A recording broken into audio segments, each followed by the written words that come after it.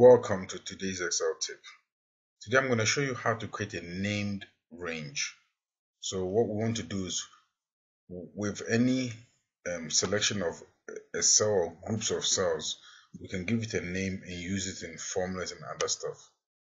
A typical example is the sales values for zone A.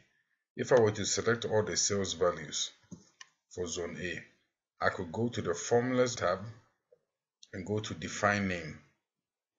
So I define name, and here I can give this whole selection a name, and I'm going to call it zone A. And I can tell Excel whether I want this name to be applicable for the whole workbook or just for the name space. And I can add a comment saying this represents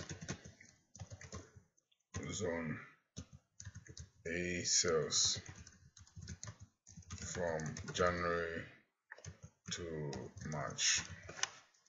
Then you can also modify the named range here using the cell references. Maybe now I want to be from D5 to F20, so whatever you want. So I'm maintaining my selection, which is appeared automatically. So okay, now let's say now we know that that named range is actually called zone A. So if I wanted to find the maximum of all these cells, instead of typing in all those advanced formulas, I can just say equals to maximum for zone A, and it even appears in the bottom for you, saying that it knows that zone A represents a group of data. So there you have it. Let me do the same for minimum. I want to find the minimum for zone A,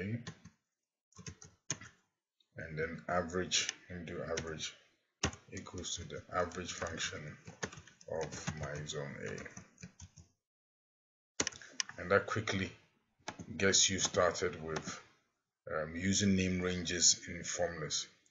If you ever want to get rid of a named range, you go to your name manager, which is also in the formulas tab, and you go to the name range that you want to delete and just click on delete. You can also come here and create a new name range or edit an existing name range and edit the range that it refers to. So quickly we can see that this name range or the name manager can do a lot. Alright, try try naming some of your data and manipulating them in functions and formulas, and see if it's easier than doing it the manual way.